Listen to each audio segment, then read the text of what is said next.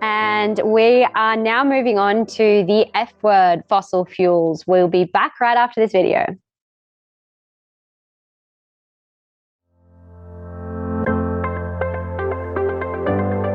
From 2021 to 2022, global fossil fuel consumption subsidies doubled to reach an all-time high of $1 trillion. With global energy prices receding, now is the right time to phase out fossil fuels in favour of renewable energy. But many energy companies disagree, as this directly conflicts with their investments. So who should take the lead in phasing out fossil fuels? What is preventing us from already taking action? What role do digital solutions play in phasing out fossil fuels? And how can oil and gas companies pivot their strategies to renewable energies? Get the answers to these questions and more in our upcoming panel, The F Word, Fossil Fuels. Welcome back. We are now moving on to the panel discussion, the F word, fossil fuels. So we are going to ask the questions, should we still be subsidizing fossil fuels? What are the major challenges of energy companies in decarbonizing? And how can they pivot their strategy? To answer these questions, we have 4 experts with us today.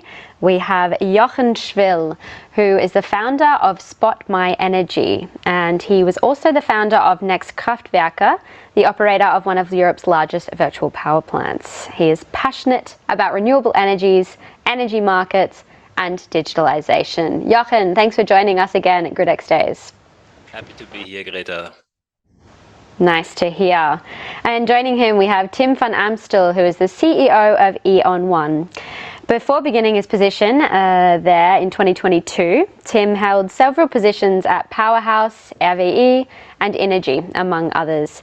He's experienced in building scalable digital SaaS energy strategies and has held various strategic, financial, and operational roles as a digital director and board member. Tim, pleasure to have you here. Likewise. Thank you so much. Great. And we also have Faran Rana, Associate Program Officer at IRENA. Prior to his position there, Faran worked extensively for the United Nations Economic and Social Commission for Asia and the Pacific on implementing capacity building projects to strengthen renewable energy policy frameworks across the Asia Pacific. Faran holds a master's degree in economics, which he's leveraged to analyse the socio-economic and health impacts of energy policies and interventions. Faran, welcome to the virtual stage. Great to be here. Thank you very much. And last but not least, we have Michele Vadora, Head of Business Development at Plenitude. He leads transformational growth projects in the energy retail, distributed generation, and e-mobility spaces across core EU countries and the US. With an entrepreneurial mindset and more than 15 years of corporate experience in the energy sector, he helps companies continuously innovate their business models, interface the challenges, and grasp the opportunities of the energy revolution. Michele, pleasure to have you here. Welcome. Thank you very much. Happy to be here. Great. So we're going to start with the big topic of fossil fuel subsidies. Faran, I've got some numbers here. The International Monetary Fund found that fossil fuel subsidies soared to $7 trillion in 2022. This is the equivalent of 7.1% of global gross domestic product and an increase of over $2 trillion since 2020. They argue that with global energy prices receding, now is the right time to phase out fossil fuel subsidies. So, big question, what is stopping governments from cutting fossil fuel subsidies and incentivizing consumers to make greener consumption choices? Yeah, it's a very important yet a very complex question, but let me just start by stating that IRENA's World Energy Transition Outlook, which presents an energy transition pathway to put the world in line with a 1.5 degree compatible scenario, clearly states that we need to urgently phase out fossil fuel subsidies and channel more resources towards the energy transition. But like I said, the complexity of phasing out subsidies cannot be overstated. This touches on the very livelihoods of people. Our current reliance on fossil fuels not just affects energy, but our food systems, our industrial sectors, our healthcare, and so on. So removing subsidies, fossil fuel subsidies in a country will have an impact on these aspects. And in many cases, an inflationary impact that could be felt disproportionately by the lowest income populations. So there is a large social and economic challenge associated with phasing out fossil fuel subsidies that governments need to carefully navigate. And it's tricky when the political cycles in most countries last only 4 to 5 years. It does encourage short-termism. Decisions that are, although beneficial in the long run, could prove unpopular in the short term. But even when the political will is there and phasing out can take place, it needs significant financial resources for investments in renewables, energy efficiency, other public infrastructure, for example, in transport. But even more importantly, phasing out needs to be accompanied with well-designed and targeted social safety nets. And this also requires specific resources and expertise. So, for example, when Morocco introduced subsidy reforms in 2012, the process was such that first, the most vulnerable population groups were identified. Initially, they only removed subsidies for products like gasoline, but not on LPG, which was at the time more important for low-income households. At the same time, a communication campaign was conducted to build public acceptance around the issue. And public transport support measures were used to offset higher fuel prices and limit increase in fares. And encompassing all this, the process was supported by actors like the World Bank, which have specific technical and financial expertise in these areas. So to sum up, it's a complex issue. There are many social, economic, and political factors at play. Significant financial resources are needed, specific technical know-how, and there is no one-size-fits-all solution. But it's very clear where we need to be.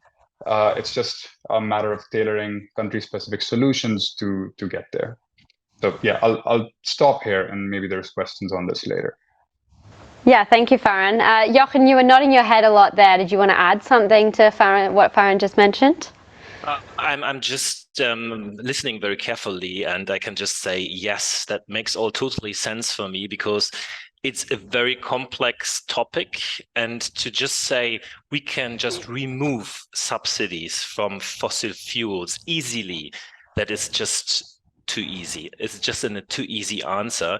And so I'm very happy to get just this expert answer. And I can just say we need to go into the right direction step by step. But of course, that needs to be done carefully, because we all know that energy is just the baseline also for living. So we noticed that even in Europe during the last years, when energy became very expensive, and so also a problem for many households with low income.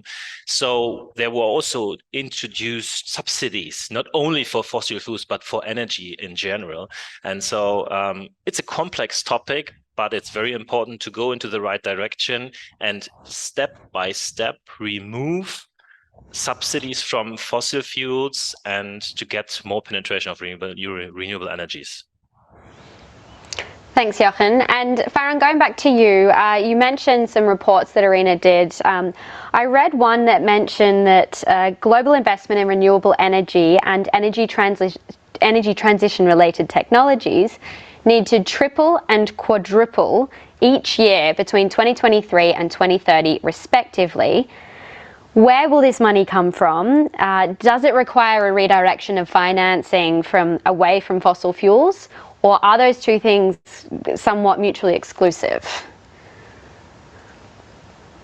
Yeah, thank you for the question. So one of the main things that I focus on at IRENA is tracking financing trends in renewable energy as well as other energy transition technologies. And so this report that we did earlier this year the global landscape of renewable energy finance. It states exactly that investments in energy transition technologies, including renewables, they've reached record highs in 2022, but nowhere near enough what is needed. So our World Energy Transition Outlook estimates that to put the world on a 1.5-degree pathway, investments of more than 5 trillion will be needed in the energy sector annually up to 2050. So there is a issue of scale here. And for this, a couple of things need to happen. So going back to your question, according to our analysis, first, we need to redirect at least $1 trillion each year from planned fossil fuel investments to energy transition technologies and infrastructure. So investments in renewables and power and uses, investments in electrification and energy efficiency. Secondly, we need to tap into other capital pools. So one example is institutional capital, pension funds, insurance companies, sovereign wealth funds, and foundations. They together hold more than $100 trillion in assets, but to date have invested relatively little in the energy transition. So it is a capital-intensive task, but the global financial system does have the capacity, but these resources just need to be tapped. But what I do want to add there is that it's not just an issue of scale, it's also an issue of scope. So in this report, we saw that most of the investments, particularly in renewables, they tend to go to Europe, North America, and China. Least developed countries received less than 1% of investments in renewables, while at the same time, there's more than 500 million people that lack access to electricity in these countries. And while on a global level, most of the financing will come from the private sector, we think a substantial portion of financing is needed from the public sector, especially in high-risk contexts. So this will be mainly through international public financing, which means support from developed country governments and multilaterals to developing countries. So yeah, I'll end that here. Yeah, thank you, Faran. Very important to keep that in mind, absolutely.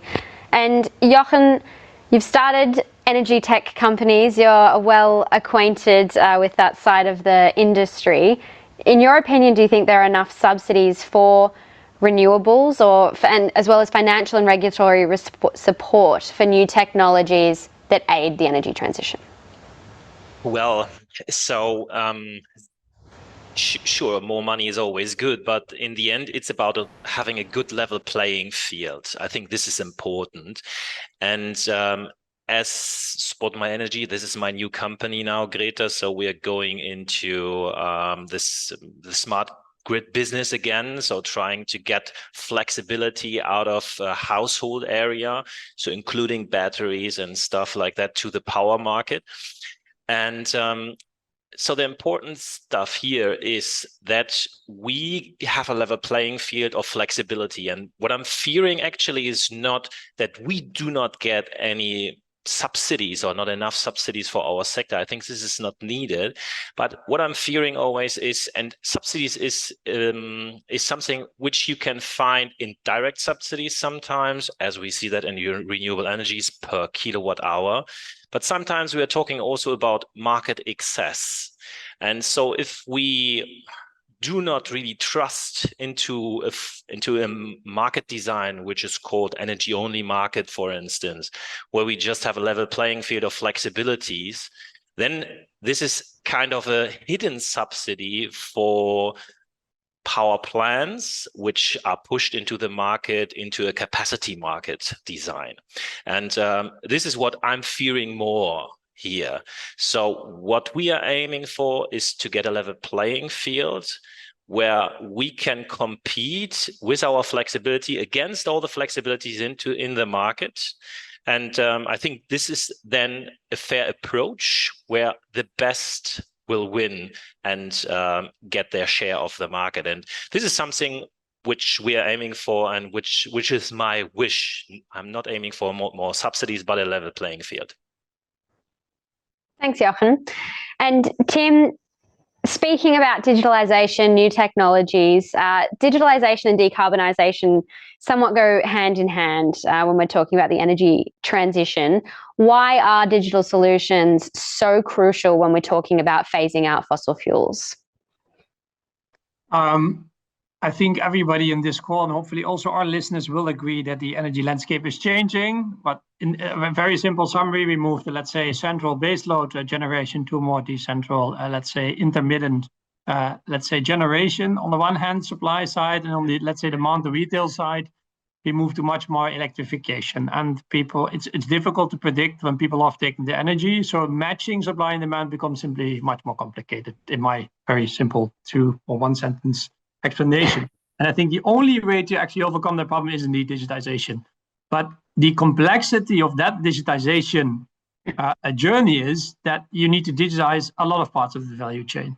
Because on the one hand, you need to digitize grids much more, because we need to know exactly at the lowest, let's say, local, low voltage distribution grid, what is happening in real time, every single second in every geographical area. On the other hand, we also need to make sure that anybody with either, let's say, consumption or local production, because also consumers moving to prosumers, I think consumers move to prosumers, and some even call them flexumers now. If you're a household, you can produce electricity, you can offtake energy, it can be a mix of everything, and it's just changing. There you also need to digitize. But this is really a complex puzzle, because that means you try to connect worlds who never have been connected. We have the unbundling law in Europe. Don't even try to touch it. It's legally complicated. It's really tough. But you need to overcome these hurdles in order to master the energy transition. So I think, therefore, digitization is key, but it's not an easy one. But so therefore, it's really crucial that we do digitize grids, that we do digitize, let's say, households' demand. And in the end, as also mentioned earlier, flexibility is there, let's say, the main topic where I believe the future lies. And flexibility without digitization is impossible. Very succinctly there. Thank you, Tim. And talking about this complex puzzle, Michele, what about the changing role of players? How is decarbonisation changing the roles and the relationship between different players in the energy industry? Yeah, hi. Yeah, definitely. So this massive new paradigm that Tim has very well described, I think it's prompting new challenges in the market, and managing the flexibility. Renewables producing too much at times and too little at other times, but also provides the opportunity of going and fetching some flexibility resources and some new decarbonization solutions right at the customers, at end users. And here I'm talking about solar panels, batteries, and heat pumps, and everything that is about electrification. So I think that there is this complexity to be managed, and renewables are great, are decarbonizing our sectors, but for companies and renewables investors, sometimes it's difficult to find a balance between risk and rewards. Sometimes there are good years where power prices are just massively high, and renewables investors are making lots of monies. Sometimes the IRR of the investment is put under pressure because there is because power prices are depressed, like it was in the period of during COVID now. And so at one point, I think that energy companies now need to try to do three things. First is build renewables where we actually need. It's not about building renewables everywhere. It's where we need renewables, where close to the load if possible. In responding to actual consumption patterns and consumption sites, near to consumption sites. Then then energy companies need to maximize electrification. So to boost electrification downstream. So it means putting in the houses of people, putting it in customer premises as many electric and electric-driven assets as possible, because those you can control. You can easily control a heat pump. You can command it. It becomes smarter. The house, you can easily control, batteries and EV charging systems, with everything around. When everything was fossil, it was much, much tougher now to control and to command and to provide this flexibility to the grid, as Tim explained. So, the third thing is to manage complexity, and manage complexity apart from, managing the flexibility that was discussed before, through digital assets and through these electric assets that at the customer premises. I think that the complexity comes also from a portfolio allocation from an investor's point of view. So energy companies that need to rely on, need to invest in renewables, but also in a balanced way in, for example, batteries, or, having a retail portfolio in order to hedge the renewables production with the retail portfolio. These are at the company level. So to tell you in 3 words what Plenitude is doing, because so let me explain as well what the company is doing. We have basically 3 legs. We have renewables production, we have retail, so we have end consumers, end customers, and we have e-mobility. And when linking these 3 worlds, and I think this is one of the key conclusions, is how these 3 words are becoming one, no? And you can build really through digital. You can also build really intelligent links between the 3 words, and making sure that a customer has a great experience at home and has a great experience while driving, while charging, and also using and maximizing the use of renewables. Thank you, Michele. And Tim, did you want to add anything there about intelligent linking between different sectors and combining these forces into one in the new energy era? Yeah, I would love to do an attempt, but also like to hear, let's say, other thoughts about that, because of course this is a nut which is complex to crack, because it would have been easy, it would have been done already. But what I really like to personally follow is the changes in the market. And I think, Jochen, you have a lot of, let's say, trading, experience on the flexibility markets. I like the trading markets because they solve problems, right? It's a liberal market, supply and demand. If there's not enough, let's say, demand of our supply, prices go up or down. This is in a very simple way where I believe in, but it's not fully there yet. And I think, Michele, you also touched one important topic there, which is not market related, the so-called sourcing of your power and gas as a retailer, which becomes also more complicated in certain ways. Again, this deals down to flexibility. But I love to always advocate that in the Netherlands, I'm Dutch, in case you have not noticed, that there is a so-called local congestion trading market, live, operational. And for me, this is really a nice example of where the future will go to. I think it's owned by the few DSOs which the Dutch which the Netherlands have. And it simply is simply a trading platform where the DSOs indicate on which specific geographical level there is a problem. They need more power, they need less power. And this is what can simply, where you can connect to with your flexibility and where you can trade. But I don't see I don't see it in many other countries yet. Again, I'm not an expert on every single country, but I think this is a nice example where at least 2 worlds are connected, because the grid explains where the problem lies on a geographical location, and anyone with flexibility can connect to it and solve the problem. I think this is a very nice example.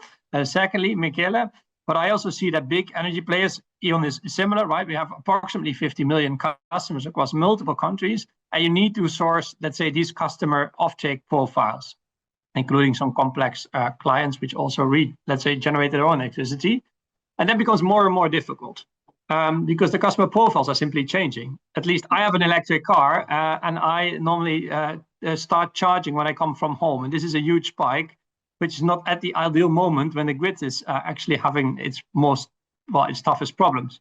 And sourcing the electricity is also becoming more and more complicated for retailers. So for a retail organization itself, the flexibility is also needed to better hedge their profiles. That is a very complicated topic. But at least, coming then back to your question, again, digitalization is their key. But flexibility, what is flexibility? Is it smart response? Is it the smart algorithms which actually allow you to trade on different markets? Are we talking about, let's say, virtual power plants, connecting smaller assets together and trade, or a little bit of everything altogether? And I believe in the latter, but I'm very curious to also get other thoughts. Jochen, you wanted to add something? Yeah, Tim was just touching upon my favorite topic. So I would love to add something here, which is local markets. So I'm just a very big fan, Tim, of what you're doing in the Netherlands, and actually which is in place in several different countries. But in Germany, it's still something which is politically not so much, not a big will to change something here. So I guess it would be very important to include local price signals into the power market to get flexibility into local markets, but not only trade flexibility at a global market level, such as in ancillary service markets. Ancillary service markets is an example which had a huge, that is a super success story in Germany, because the prices came very much down. We added a lot of additional flexibility, extra marginal flexibility, which not used to be there some years earlier. So we sourced flexibility in the market, found flexibility. There's a lot more flexibility. And it's often, when you look into several studies, it's very hard to predict how much flexibility we can find. But that's the magic of the market in the end. If you let the market allow to source flexibility, to include flexibility, and give it. So first of all, we have to build a marketplace where we allow that flexibility can be added, can give their value to the power market. And so there's a huge need. We see all these high redispatch costs in the market, which is kind of hidden, so that people are not talking too much about it, just once in a year when it's going to be published by the TSOs. And then during some days, there's a big discussion coming up, and then we are not talking about it any longer for a year. But it's a rising number, an incredibly high number already, and so we could really work on this if we would allow to add more flexibility on a local level, and we could all help. We could all help here. Michele, you wanted to add something there? Yeah, I know. I guess it's also one of my favorite topics. So, and I wanted to ask Jochen and Tim and Faran, what do you think about the more market prices being more locational, more nodal? There is a massive discussion in the UK currently. You're talking about very high redispatch costs in Germany, where there's one market price. And there's the TSO takes over and manages the ancillary market later on. So what if nodal prices were more widely adopted, like they are in the US, for example? Happy to give it a try. I think it depends on how you would actually define, let's say, the trading market, right? If you talk about splitting bidding zones, that's one way of doing that, and I'm not sure whether this is the right thing. But adding a so-called, what I call, local congestion trading market, like there is in the Netherlands, is actually what you just mentioned, I believe, Michele, because I really believe in that. I really see there the benefit. I also previously liked your example, Jochen. Indeed, the ancillary reserve market, if prices go down, let the market have solved it. And maybe adding to that, I still recall, when was it, like 10 years ago, where people were saying that if you would have 10% of volume of renewables in the market will, let's say, will be destroyed. It was impossible. But where are we right now as of today? I don't know, 20, 30%, depending on the source. Maybe someone can help me there. But we came, let's say, it's the volume is much higher than everybody ever would have imagined to be possible. So, and there you see that the market is solving it. And also linking that to the early question asked, whether we need to invest into renewable subsidies, a lot still goes into renewable energy, but I also expect that to change and going to different assets, much more to batteries, hopefully as well to, let's say, smart grids, in order to solve the bigger problem. Thanks, Tim. We've just had a couple of questions from the audience. So kind of on a similar topic, someone asked, how would you set up local markets in Germany via a south-north split? I don't know who might want to take this. Jochen, would you want to answer this one? Yeah. Thank you, Greta. So, Michele, you just mentioned also nodal pricing. I think there are also several examples in the worldwide energy markets, that this can be complicated somehow because there's a lack of liquidity in the market on the zones, and so that can lead into market power and high prices again. So, but I think if we would talk about pricing zones, I would not go to nodal pricing, but go towards pricing zones in Germany. And I could imagine if we would start with 3-4 zones, we would have still enough flexibility and liquidity in the market, and that would already help the German market to be a lot more efficient. Of course, it is all difficult. We all know that because we are trading right now already on forward markets based on the whole German market. So how we can split a market which is already traded right now. There can be several opportunities can be built up. We could also just start on a spot market level or introduce a market such as it is introduced into the in the Dutch market. We start also now with the so-called EN 14A, ENVG, with local grid payments, which is already where we start now to flexibilize grid payments, which can help us already a little bit. So there are steps in this direction happening, but of course not on a wholesale level. So I could imagine that some areas in Germany, such as maximum 4, could already help us a lot, especially for redispatch.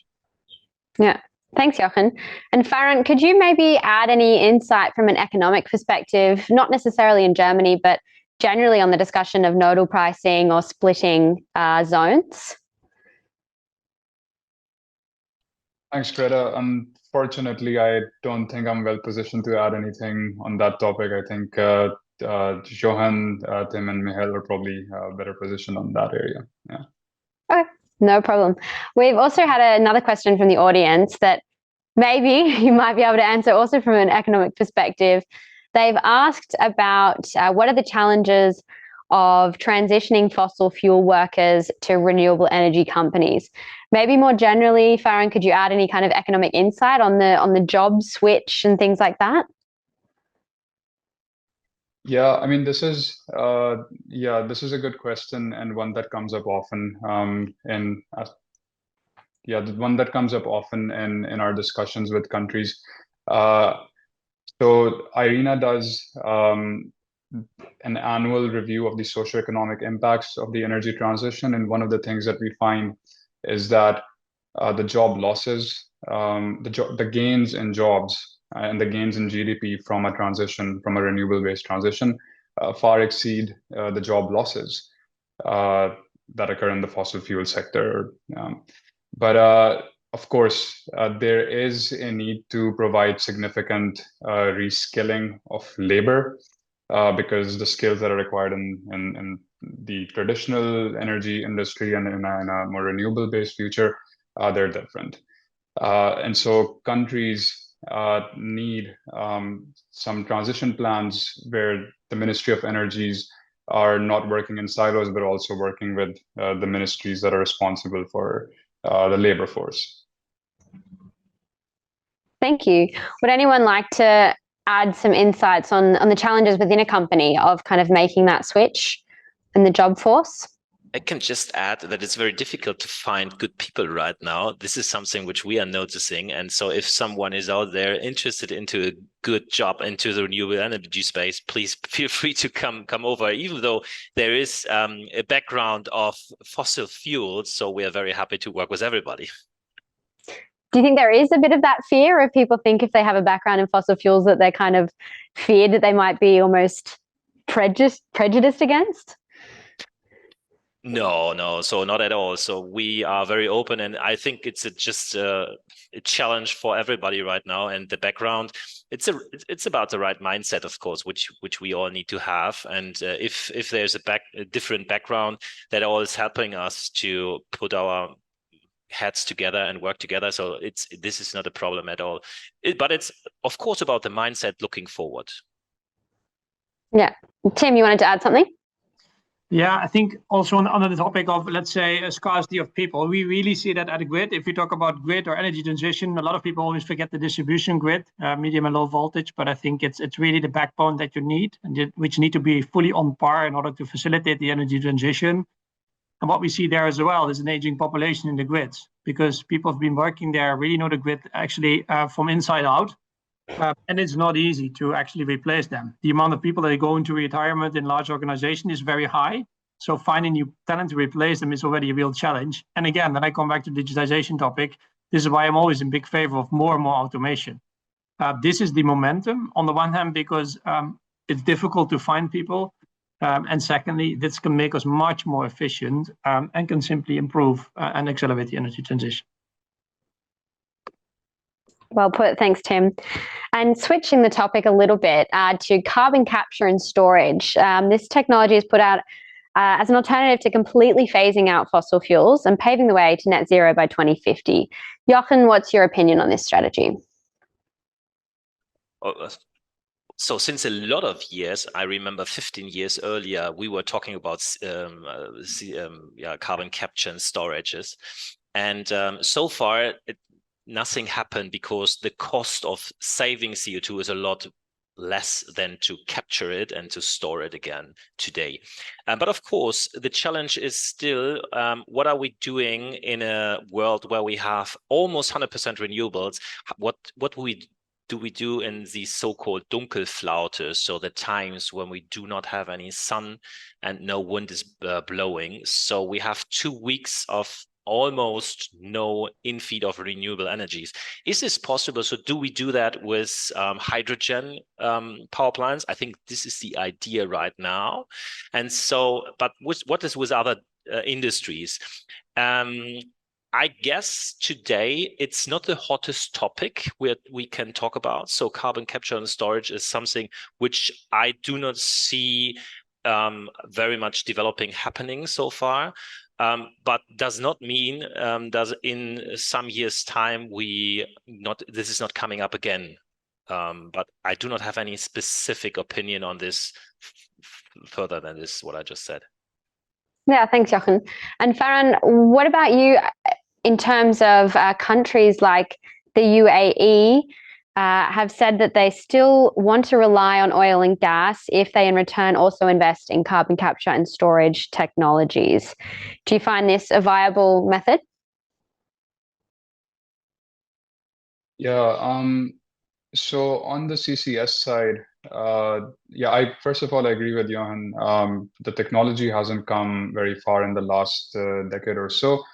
But when it comes to deploying it in the future, I mean, first of all, it's not just UAE. I think a lot of CCS R&D and deployment is going on in Northern America and in European countries.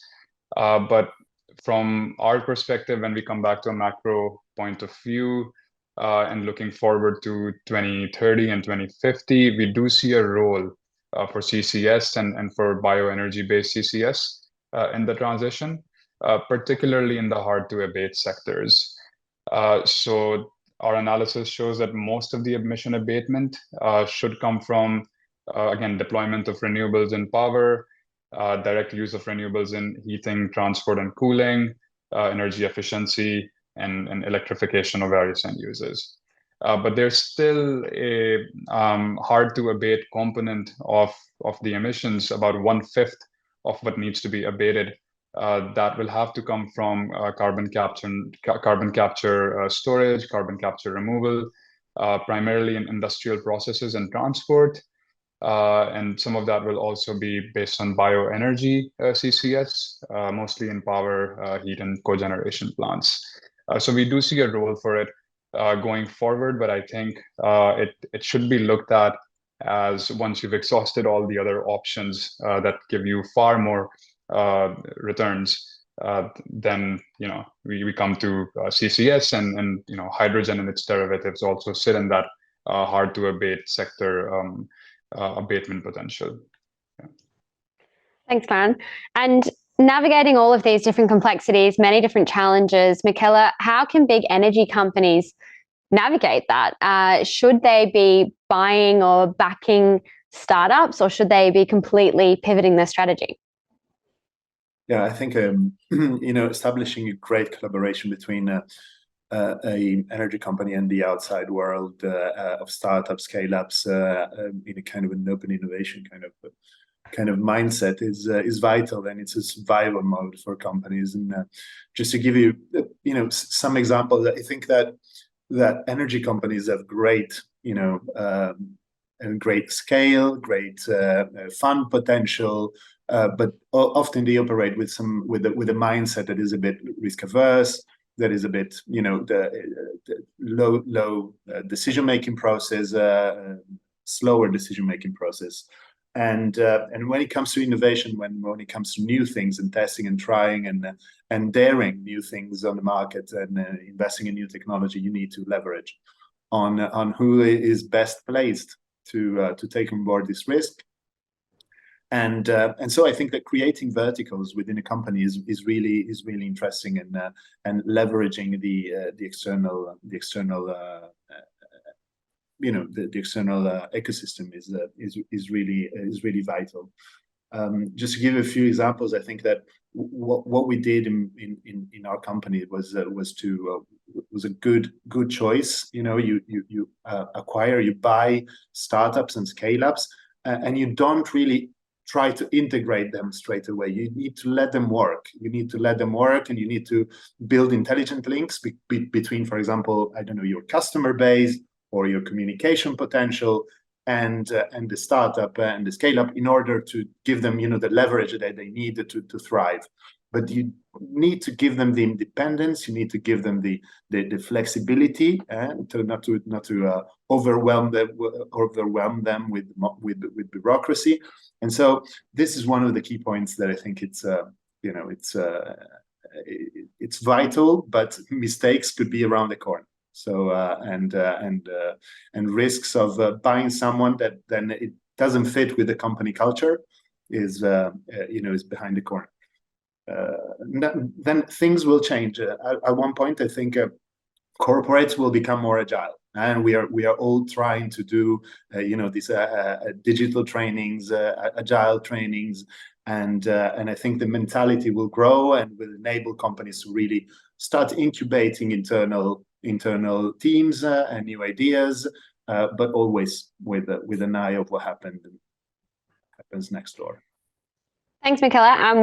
We're out of time, but Tim, I just want to get your final thoughts on that, of how companies can balance sustainability and risk, going on from what Michele just said. Yeah, I could not agree more. I'm a bit biased. So E.ON is a separate legal entity under the E.ON group, and we build our own software, and we invest into startup and scale-ups, but we also partner. The reason why we do that is simply to combine two worlds, that actually best of two worlds. On the one hand, you have, let's say, the big balance sheet of a large company. Secondly, you have a huge customer. And thirdly, you also have, let's say, you're relatively stable. Let's say you have certain security policies in place. We have policies in place which a startup scale-up can benefit from. And if you combine that with, say, the access to digital talent, this is for me also a crucial one. Startup scale-ups are much better in attracting talent. Secondly, in the agility, let's say the willingness to take risk and to find the sweet spot and seriously make difference. And then thirdly, their potential to scale, being close to the market, close to the customer. I really believe in that combination. So I believe that there is really a strength, but it's also about how you do that. And I think Michele said that quite nicely. If you completely integrate them, we all know the examples, it won't work. That's why I really believe in. We also have famous example in our organization for that. So if you cannot make them, let's say, flourish, if you kill creativity, then it's better not to buy anything. So it's one or the other. Thank you. On that note, we're going to have to finish the session, but thank you all so much. Really interesting discussion. Really appreciate all of your input. So thank you, and hope you'll have a nice day.